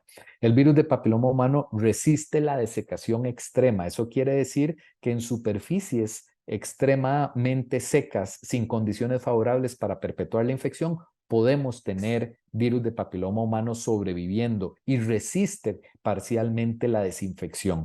Entonces, como ustedes pueden ver, es un virus sumamente contagioso, sumamente resistente al ambiente y que tiene muchísimas rutas para penetrar en los tejidos blancos que va a infectar y que puede generar cambios displásicos a largo plazo. El virus de papiloma humano también se puede transmitir a través de objetos o materiales en contacto con la infección. Eso quiere decir mucho ojo ahora con los juguetes sexuales, porque pues esa es una forma de transmisión de virus de papiloma humano. Y recuerden que es bastante resistente a la desinfección y es bastante resistente a la desecación, de tal forma que mucho ojo con compartir ese tipo de dispositivos. Se puede transmitir a través del contacto directo con cortes y abrasiones de un individuo infectado y se puede propagar durante el parto a través de la transmisión madre a hijo generando papilomatosis laringea o colonización con genotipos que son oncogénicos a través del parto, de la vía de parto. Los números permiten dar una cara al problema. 40% de los incidentes relacionados con desenlaces por virus de papiloma humano se deben a una primoinfección. Es decir, este no es un tema necesariamente de promiscuidad. 30% de los problemas vienen por reactivaciones. 48% de las nuevas infecciones ocurren entre los 30 y 39 años, comparado con 21% entre los 50 entre los 40 y 50 años. Pero esto depende del sexo que estemos analizando, depende de si estamos en un país desarrollado o un país no desarrollado. Recuerden que nuestro sistema inmune se debilita con la edad desde el punto de vista de eficiencia. Y al día de hoy no es posible identificar un título de anticuerpos protector ni siquiera para las vacunas. Las vacunas hemos logrado identificar que son inmunogénicas, pero no hay un título de anticuerpos que necesariamente se relacione con mejor o peor protección a largo plazo contra los desenlaces. Estos son factores de riesgo para la infección de virus de papiloma humano, para el desarrollo de verrugas genitales y de cáncer. Esto es específicamente publicado para el caso de las mujeres, pero aplica para todos los géneros. Entonces, a través de nuevas parejas sexuales, tener parejas sexuales mayores a lo largo de la vida, tanto en hombres como mujeres, tener relaciones que sean no monógamas. Ya vimos que las relaciones monógamas pues también se asocian a infecciones, pero pues si tenemos relaciones no monógamas, pues vamos a tener más riesgo de exposición. El riesgo se incrementa con la edad. Este, el uso de anticonceptivos orales aumenta el riesgo de virus de papiloma humano porque da la sensación de seguridad a las parejas y por lo tanto disminuye la tasa de uso de preservativo, que aunque no protege al 100%, pues disminuye en cierta medida el contacto y le da la seguridad al paciente de que puede tener varias parejas sexuales sin riesgo de un embarazo. Tener otras infecciones de transmisión sexual se asocia a un mayor riesgo de virus de papiloma humano porque las infecciones de transmisión sexual nunca vienen solas. También, pues, tener un ADN positivo para virus de papiloma humano, etcétera. Todos son factores de riesgo relacionados con la prevalencia de virus de papiloma humano. Aquí está, por ejemplo, el humo del cigarrillo. La exposición directa o indirecta a los componentes del cigarrillo se relacionan con enfermedad por virus de papiloma humano. La gente que adquiere VIH realmente tiene un mayor riesgo de malignidad por virus de papiloma humano y la coinfección por otros agentes de transmisión sexual. Muy bien. Resulta que, como la paciente número uno de nuestros casos, pues hay métodos de transmisión, perdón, de detección del cáncer de cuello cervicuterino y de infección por virus de papiloma humano. Pues estos métodos de detección son bastante buenos, son una herramienta importantísima, ineludible para lo que es detección del virus de papiloma humano, pero tiene algunas limitaciones. ¿Cuáles son las limitaciones? Bueno, en muchas regiones del mundo no hay ni siquiera un programa nacional, una norma nacional de cada cuánto tenemos que hacer el tamizaje. Pues no en todos lados el recurso está disponible, no en todo lado ustedes pueden lograr fácilmente una cita para hacerse un chequeo médico y una citología vaginal. Hay que levantarse a las 5 de la mañana para lograr una cita en un EVAIS de nuestra querida institución, y esto es especialmente cierto en los países subdesarrollados, lo cual aumenta la prevalencia de infección por virus de papiloma humano y los desenlaces desfavorables. Y algunas mujeres no se someten a detección a pesar de los programas de detección. Imagínense que en Estados Unidos, en gente que tiene seguro, el 9% de las mujeres de 22 a 30 años nunca se han sometido a una prueba de Papa Nicolau, teniendo acceso a los servicios de salud. Todos somos conscientes de que Estados Unidos no es el país perfecto, pero hay más acceso. Y si ustedes tienen acceso y no lo utilizan, pues tienen desenlaces clínicos desfavorables relacionados con la infección. Más allá de los programas que hay para la detección de cáncer cervicuterino, no hay un programa para la detección de BPH en otros cánceres, como por ejemplo vulva, vagina, pene, escroto, anal. Entonces, no hay pruebas para detección de rutina en hombres o en mujeres fuera de el cuello del útero, y no hay pruebas de detección para lo que es lesiones premalignas o lesiones malignas a nivel vaginal. De los 12.7 millones de nuevos cánceres en todo el mundo cada año, tanto en hombres como mujeres, el 5% son el BPH. Esta es la razón por la cual estamos tan obsesionados en introducir vacuna de BPH, y la Organización Mundial de la Salud la pone en el esqueleto de todos, en la columna vertebral de todos los programas nacionales de inmunización. O sea, prevenir el 5% de los cánceres del mundo es una hazaña sin precedentes, y anualmente los cánceres relacionados con el virus de papiloma humano son casi el 9% de todos los nuevos cánceres en las mujeres de todo el mundo, si nos restringimos a las mujeres, y el 14% en las mujeres del mundo en desarrollo. Eso quiere decir que el problema podría ser más relevante en las zonas subdesarrolladas del globo terráqueo. ¿Qué cánceres están relacionados con BPH? Bueno, el 100% de los cánceres de cuello del útero, el 88% de los cánceres anales se deben a BPH, el 74% de los cánceres vaginales, el 30% de los cánceres vulvares, y posiblemente haya otros cánceres como cáncer orofaringio que está en investigación para lo que es aprobación de esta indicación en la prevención con vacunas.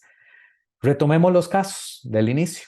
Entonces, nuestra paciente de 32 años con control prenatal, con un PAP que fue hace 5 años, que presentaba datos de infección por virus de papiloma humano, que no tenía cambios displásicos en el momento en que se tamizó, pues dejó de ir al control porque se automedicó con gestágenos orales. ¿Se acuerdan lo que hablamos del uso de gestágenos orales y la sensación de seguridad? Se pierde el control, se pierden los métodos de tamizaje, da una falsa sensación, posiblemente se relacione, no necesariamente, pero podría relacionarse con más contactos sexuales a largo plazo, un riesgo mayor de tener infección por virus de papiloma humano, más reinfecciones, más cronicidad de la infección y más desenlaces desfavorables. ¿Desea información sobre la vacuna contra el virus de papiloma humano? ¿Qué información le podemos dar? Bueno, esta vacuna puede ser aplicada desde el momento en que el fabricante no la indica hasta el último momento en que el fabricante lo demuestra. Hoy por hoy las vacunas no tienen un límite de aplicación de edad, especialmente la nonavalente que está disponible en las farmacias, no así en el calendario público de vacunación. El embarazo no es un buen momento para vacunar a una mujer. No hay estudios de seguridad de esta vacuna en el embarazo, pero lo vamos a tocar en detalle en el bloque adicional que vamos a tener de vacuna por virus de papiloma humano. Es una vacuna que él debió haber recibido tempranamente, pero sigue teniendo vigencia prácticamente durante toda nuestra vida y aunque haya tenido detección de cambios por virus de papiloma humano sin displasia, pues esto nos dice que esta es una mujer que está en riesgo de adquirir nuevas infecciones, infecciones crónicas y que pueden producir desenlaces desfavorables a largo plazo. Este, esta es una paciente que podría vacunarse después del embarazo. Caso número 2, pues la mujer de 45 años que tiene una displasia. Bueno, les recuerdo que hay por lo menos 12 genotipos oncogénicos, 12 genotipos que se relacionan a cáncer del cuello del útero, que se relacionan a displasia, etcétera. Y esta mujer, aunque tenga 45 años, ya tuvo una lesión, posiblemente por uno, podría infectarse con otros genotipos y tener desenlaces peores. Entonces, las vacunas no tienen un efecto terapéutico claramente, pero podrían prevenir reinfecciones y reactivaciones a largo plazo, no solo de un genotipo, sino de otro. Y la influencia de varios genotipos es sumatoria para el riesgo de cáncer de cuello del útero.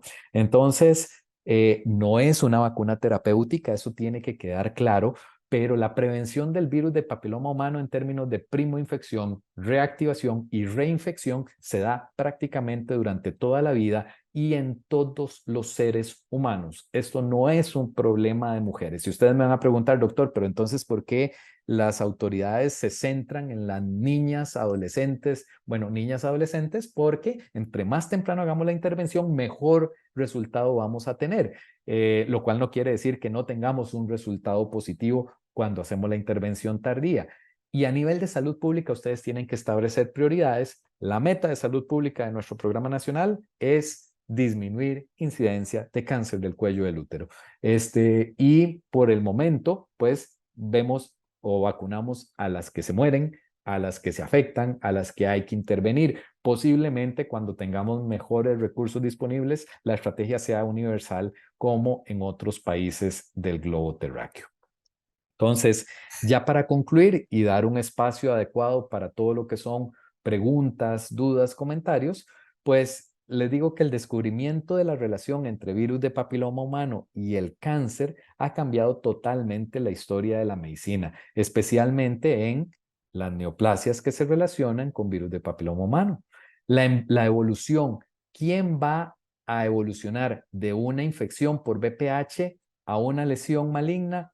No lo sabemos. Sabemos que hay una relación estrecha, sabemos que hay factores de riesgo, sabemos quiénes se reinfectan más, etcétera, pero no sabemos quién va a progresar y quién no va a progresar. Eso es algo que no tenemos claro al día de hoy. Los desenlaces de la infección por virus de papiloma humano dependen de múltiples condicionantes.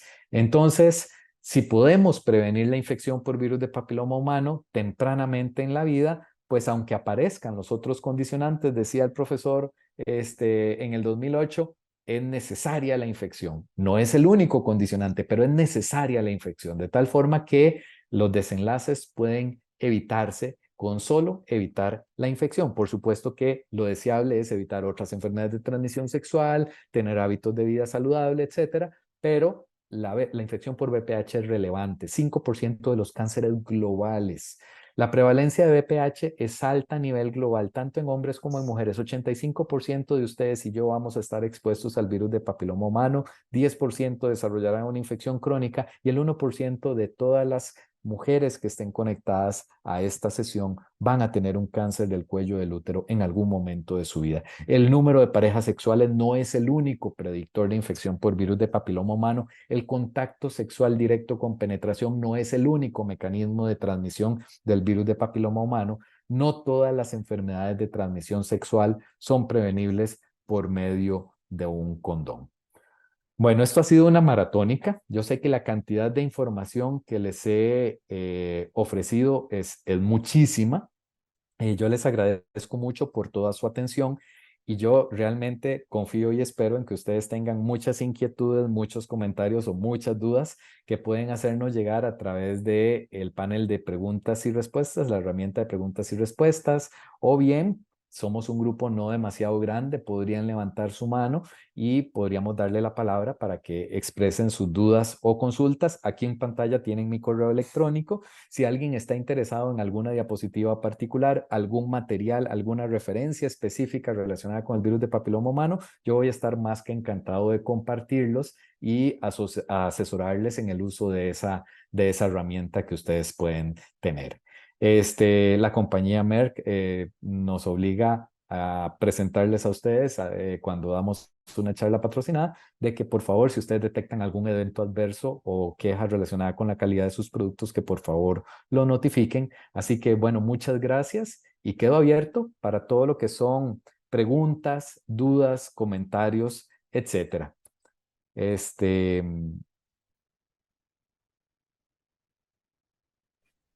Muchas gracias, doctor, por esta presentación. Como nos dijo el doctor, está lo que es el chat, la herramienta de preguntas y respuestas, y también está la posibilidad de lo que es el activar el micrófono para poder darles la palabra. Este, doctor, una sí. consulta. ¿Un especialista puede decir si tengo displasia únicamente con verme el cuello del útero? Por medio Los cambios premalignos y malignos tienen manifestaciones morfológicas. La palabra displasia es un término histológico, entonces en el sentido estricto necesitamos ver el examen de Papa Nicolau para definir la displasia y el grado de displasia, pero hay cambios morfológicos sugestivos de displasia que un ginecólogo podría identificar claramente en el examen físico de la paciente. Entonces, los cambios son evidentes y hay estrategias, hay algunas tinciones que ellos hacen con yodo, con ácido acético, etcétera, que le dicen al ginecólogo, este es el lugar donde usted tiene que poner el cepillito para hacer el muestreo o donde usted tiene que darle atención. Sin embargo, el método más sensible y específico para la definición de caso es el frotis, la citología vaginal o si se pudiera hacer citología en vulva, en otros sitios de la anatomía, pues también. Estrictamente hablando, la displasia es histológica, pero sí hay cambios físicos, cambios morfológicos. Lamentablemente, cuando hay esos cambios morfológicos, generalmente ya uno sospecha un estadio intermedio o avanzado de la enfermedad. Muchísimas gracias. Nos comenta Melissa Guzmán que si hay pruebas de casos, aunque tal vez no comprobadas científicamente, de pacientes con lesiones malignas que se ha visto favorecida la aplicación de la vacuna y las lesiones han disminuido o hasta desaparecido. ¿Esto puede tener relación con la acción de la vacuna o puede haber sido casualidad con su aplicación y la disminución de estas lesiones? Bueno, la vacuna al día de hoy no tiene una indicación terapéutica. Eso quiere decir que nadie ha logrado demostrar científicamente que una lesión revierta con la aplicación de la vacuna. Y les recuerdo que una vez que uno detecta una lesión, pues generalmente se interviene y se aborda inmediatamente, sea con terapia de frío, crioterapia, sea con resección quirúrgica del pedacito que está afectado dependiendo de la progresión de la lesión o el estadio de la lesión.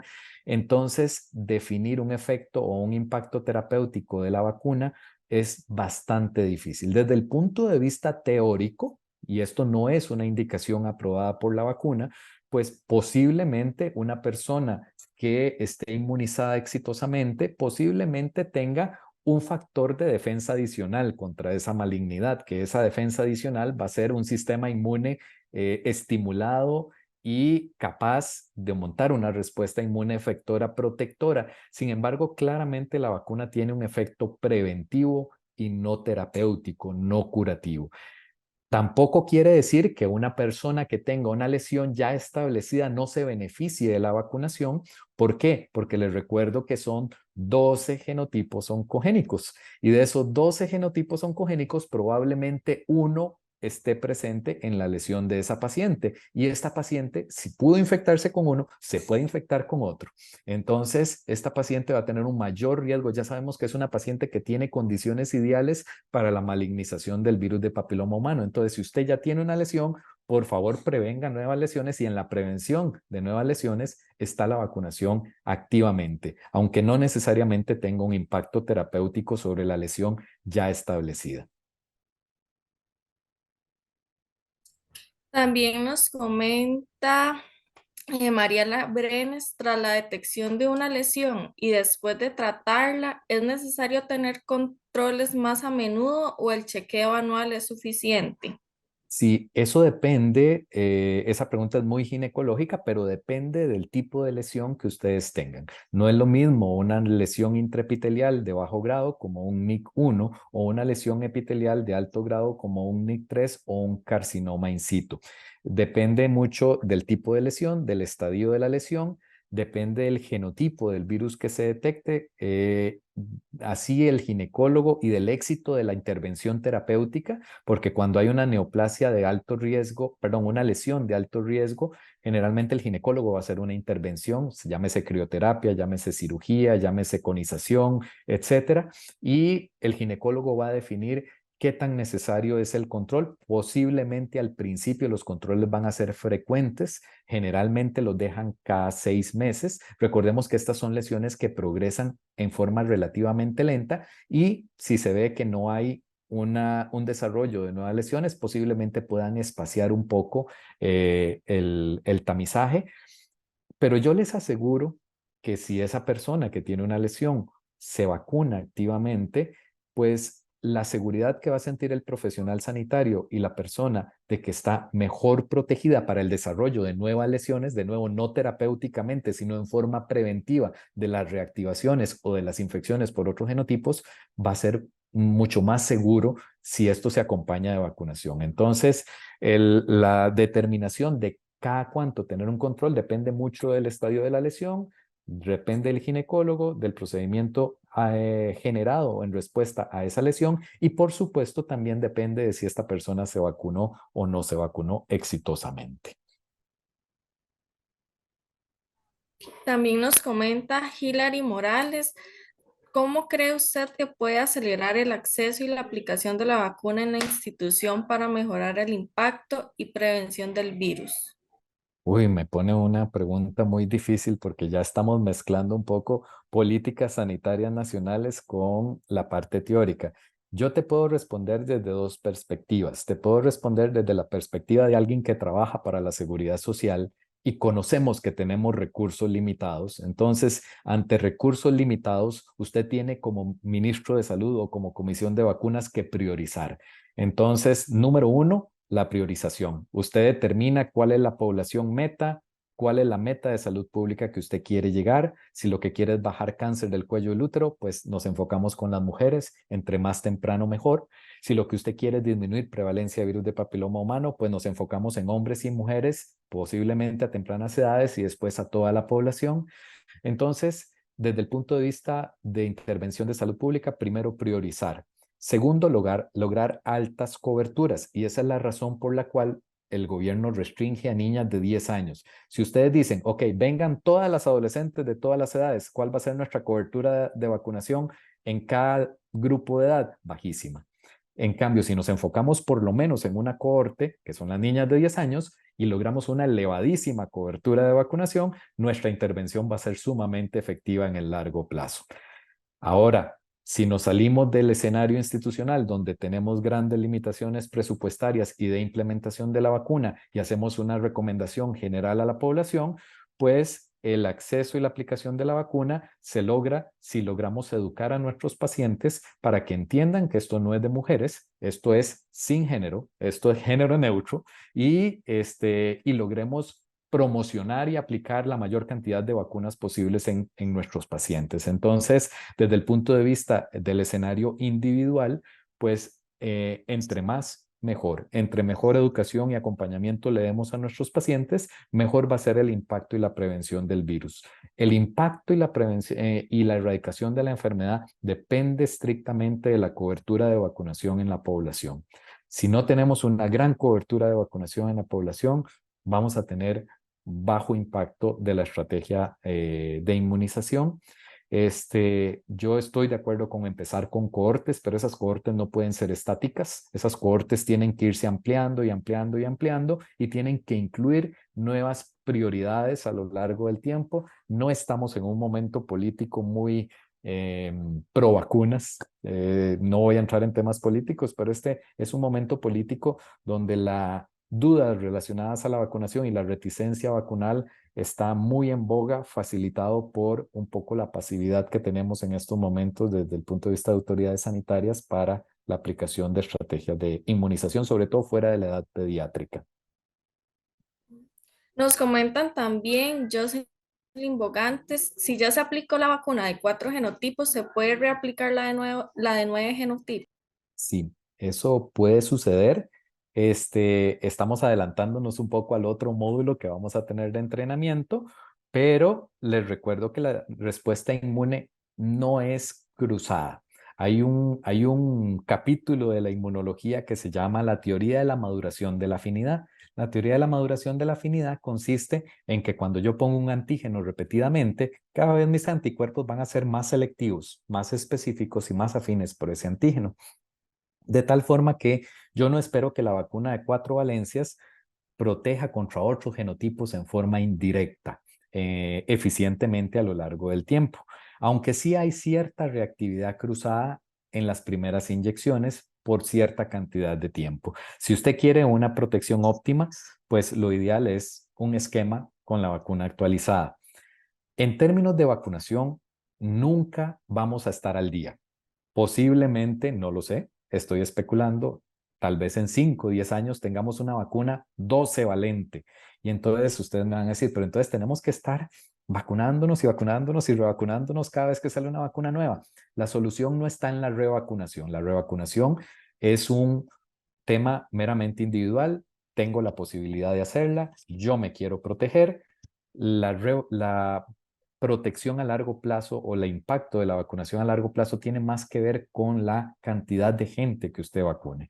Entonces, si usted tiene una vacuna de 12 valencias, pero sus prácticas sexuales no son muy buenas, tenés coinfecciones con otras enfermedades de transmisión sexual, tengo múltiples parejas sexuales, independientemente del género que usted tenga, pues la vacuna es solo uno de los elementos protectores. Si toda la población está vacunada, aunque sea con la 4, posiblemente el impacto va a ser muy dramático. No sé si me estoy dando a entender y si respondo a su pregunta. Entonces, en el escenario individual, pues definitivamente se mejora la protección si se revacuna y hay que revacunar porque no se vale jugar con la inmunidad cruzada. Desde el punto de vista colectivo, no importa cuál vacuna ponga usted, siempre y cuando llegue a la mayor cantidad de gente posible. Entre mejor vacuna y mejor y mayor cantidad de gente, mejor va a ser el impacto.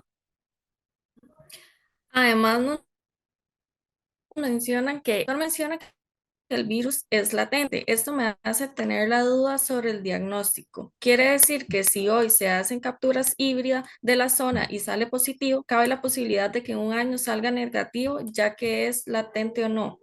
Es correcto.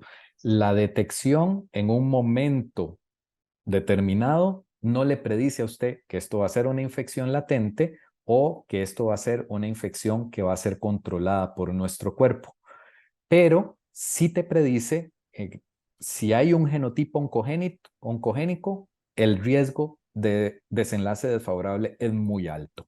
Entonces, con solo una determinación, yo no puedo dar un pronóstico de cómo se va a portar esa infección, excepto en el caso de los genotipos oncogénicos, donde yo sí te puedo garantizar que el riesgo de cáncer es altísimo, independientemente de si esto es viejo o es nuevo. Eso amerita la vacunación de ese paciente, amerita el seguimiento de ese paciente, porque es un paciente de alto riesgo. Entonces, la hibridación o el tamizaje con pruebas de ADN pues permiten no solo identificar la presencia del virus, sino de cuál virus está presente y qué tan necesario es intervenir en una forma más o menos agresiva a largo plazo.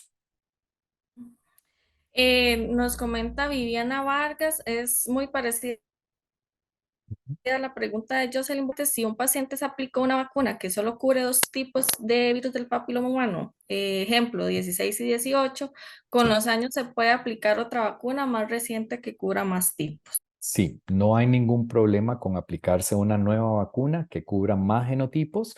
Sí hay un periodo de espera. Los fabricantes han recomendado que pase por lo menos un año desde que usted finalizó el esquema de vacunación inicial antes de empezar con una vacuna más actualizada. No hay ninguna contraindicación y por supuesto, entre mejor protección, pues solo efectos positivos vamos a tener. También nos comenta Mariela Brenes, pensando en ampliar la cobertura de vacunas, ¿qué preferiría? ¿Vacunar a una corte más de niñas o iniciar la vacunación en niños? Ok, eso depende de los recursos que tengas disponibles y de cuál es la cobertura que has logrado. No se justifica ampliar cohortes ni ampliar poblaciones de vacunación si no has logrado una buena cobertura.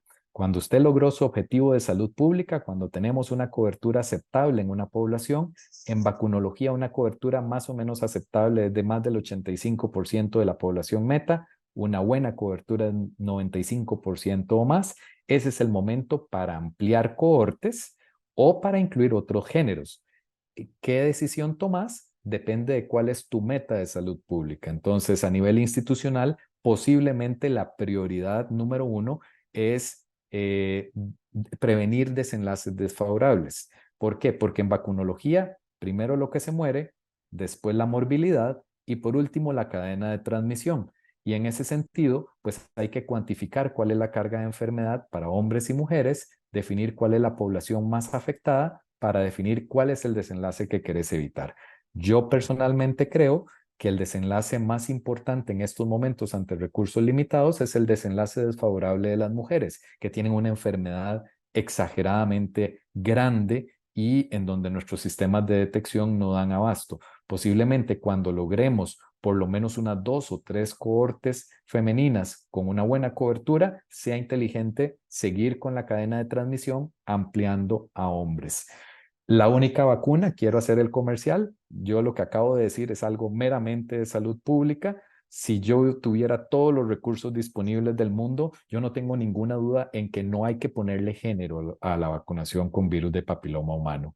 Lo que pasa es que en términos de salud pública, generalmente se busca la priorización para el uso óptimo de los recursos públicos, pero esto no es un tema de hombres y mujeres. La estrategia más efectiva definitiva es cortar la cadena de transmisión y con eso se impacta la erradicación o el control de la enfermedad, como hicieron los australianos que actualmente vacunan absolutamente a todo el mundo.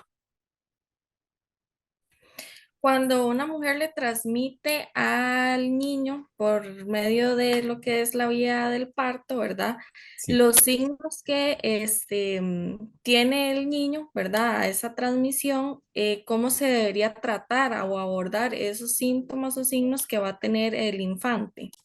Lo que más nos preocupa con el recién nacido, y este es un problema de salud pública, es la papilomatosis laringia. La papilomatosis laringia generalmente no es por genotipos oncogénicos, generalmente lo que tenemos son genotipos no oncogénicos como el 6 y el 11, que son los que producen las verrugas genitales. Y la papilomatosis laringia se diagnostica por lesiones orales o faringias que son papilomas. Son las mismas papilomas que aparecen en la región genital, pero obstruyendo la vía respiratoria. Entonces el niño tiene estridor, sonidos a la hora de respirar. Generalmente a esos niños con estridor se les hace una endoscopía por vía respiratoria para identificar las lesiones, se visualizan las lesiones y esas lesiones son de manejo quirúrgico. Y el porcentaje de recaída de esas lesiones, como estos son virus latentes con reinfecciones frecuentes, las recaídas de estas lesiones son infinitas y algunos pacientes fallecen con una tráquea total y absolutamente despedazada por el virus de papiloma humano. Entonces, la presencia de verrugas genitales es una indicación de ruta de parto alta. Uno podría decir que la cesárea está indicada en pacientes que se saben conocidas infectadas por el virus de papiloma humano. Es una indicación obstétrica para una ruta de parto artificial. Eso es lo más frecuente en pediatría. Existen otras lesiones, puede haber lesiones verrucosas en otras localizaciones anatómicas del recién nacido, que lo que se van a ver son esos papilomas, que son esas lesiones verrucosas, pero en realidad lo que más nos preocupa a los pediatras es la obstrucción de la vía respiratoria, la papilomatosis laringia. Eso es un problema para nosotros, con un alto índice de recurrencia, complicaciones terribles de la cirugía, pacientes que llegan a estar incluso con traqueostomía y el éxito terapéutico es bajo en estos pacientes. Doctor, usted nos comentaba que existen más de 12 genotipos, ¿verdad? Que puede producir lo que es la infección. Cuando un Sí. paciente se reinfecta, hay mayor posibilidad de que sea el mismo genotipo o que varíe y esa infección sea por otro tipo. Sí, depende de la prevalencia en tu población. No hay forma de predecir qué te va a pasar. No hay forma de predecir, no podemos predecir qué genotipos andan circulando en cada paciente. La coexistencia de genotipos en población general es muy frecuente. Entonces, ¿cuál te va a pasar? Es difícil poderlo predecir. Son 150 genotipos humanos, de los cuales 12 son los que más producen cáncer del cuello o desenlaces cancerosos. Sí, el serotipo 16 y 18 producen el 70% de las lesiones del cuello del útero.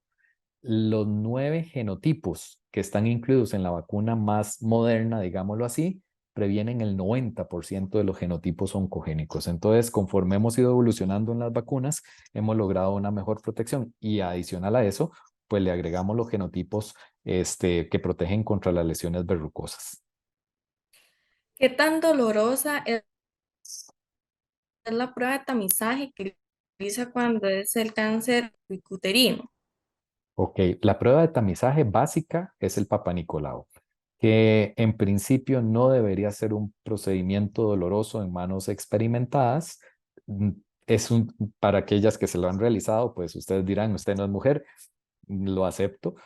Para nadie es cómodo una exploración genital, ni para hombres ni para mujeres. Entonces es una prueba incómoda, mas no debería ser una prueba dolorosa. Generalmente lo que se hace es sencillamente tomar una muestra con un cepillado localmente. Es incómodo la colocación del espéculo, pero la toma de la muestra en sí no debería ser una muestra dolorosa. Si se hacen manos experimentadas, es bastante incómoda. Obviamente hay pacientes de pacientes, hay pacientes que sienten vergüenza, se sienten manipuladas, etcétera, y uno entiende que están muy tensas y eso puede generar mayor incomodidad, mayor molestia e incluso ocasionalmente dolor, pero en buenas manos y en una persona colaboradora no debería ser una prueba dolorosa.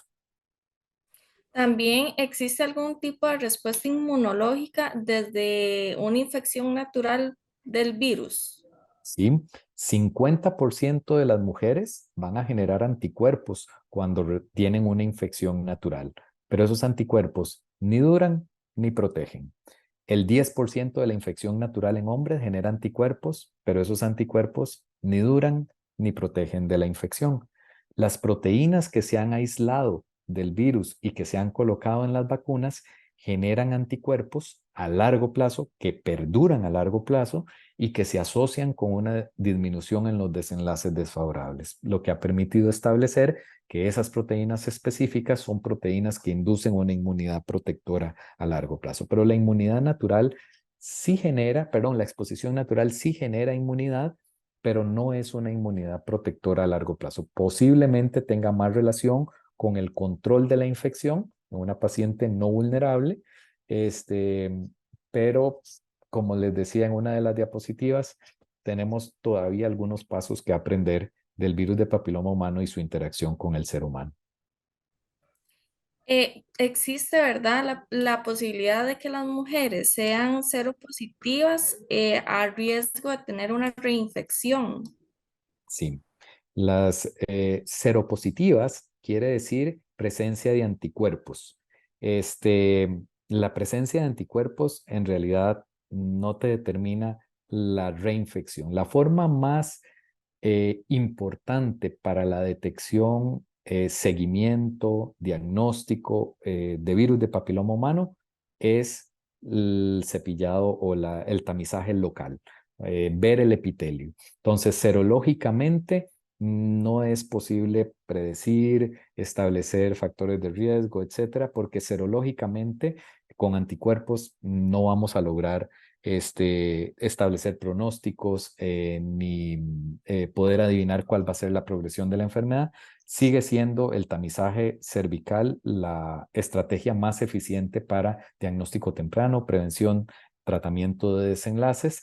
El riesgo de reinfección, pues no es predecible. Podemos reinfectarnos, como vimos en las gráficas, en cualquier momento de la vida después del primer contacto sexual, y de muchas maneras, no solo por contacto sexual directo, no solo por un contacto sexual relacionado con penetración.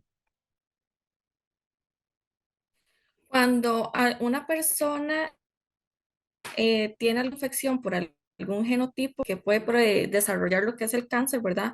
¿Cuánto tiempo de la infección tarda en aparecer lo que es el cáncer? Ok, desde que tenemos la infección inicial hasta que aparece el cáncer, pueden pasar hasta 20 años de tiempo. Sin embargo, las lesiones premalignas aparecen tan tempranamente como los 2 años después de que nosotros tuvimos el contacto con el agente infeccioso. Y ahí la importancia de la detección, de ahí la importancia del tamizaje. ¿Por qué? Porque lo mejor es detectar la lesión premaligna y no la lesión maligna. Entonces, 20 años promedio, casos más, casos menos, desde el momento que tuvimos el contacto hasta la aparición de la lesión.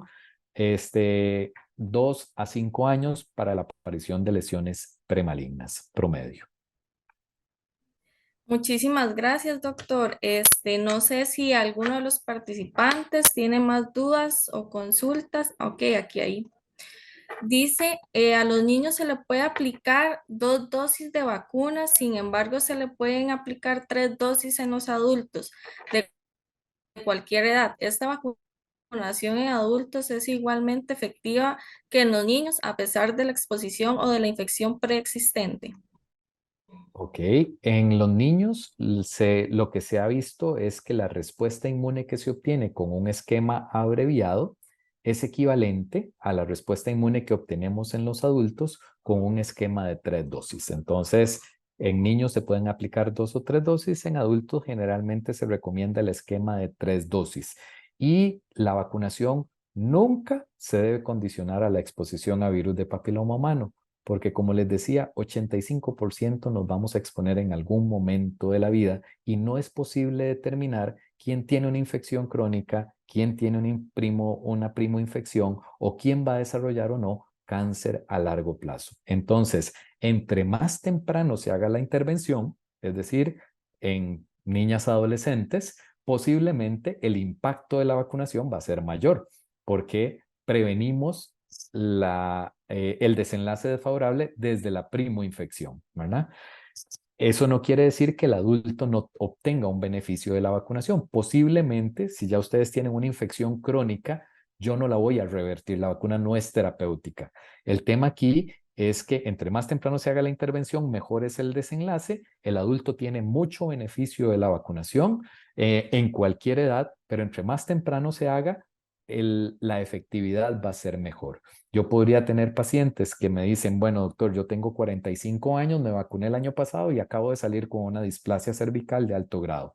Bueno, sí, señora, usted, es que si usted se vacunó hace un año y hoy le salió la displasia cervical tomó 5 años para desarrollarse desde la infección que usted tuvo. Entonces, la vacuna posiblemente va a tener un impacto a partir del momento en que la aplicó en la prevención de desenlaces desfavorables, pero si ya usted tiene alguna lesión, esa lesión hay que tratarla y hay que modificarla.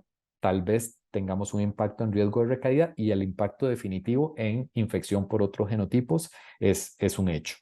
Entonces, el adulto es un escenario de vacunación que posiblemente se beneficie, aunque el impacto más costo efectivo es la vacunación temprana. Muchi-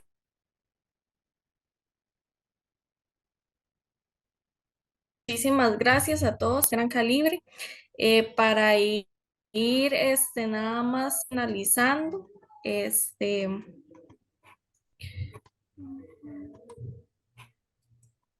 en el chat, yo les compartí un link a todos para realizar una encuesta de calidad. Esta encuesta de calidad nos permite a nosotros como Colfar al retroalimentarnos, tener los puntos de mejora para este tipo de actividades.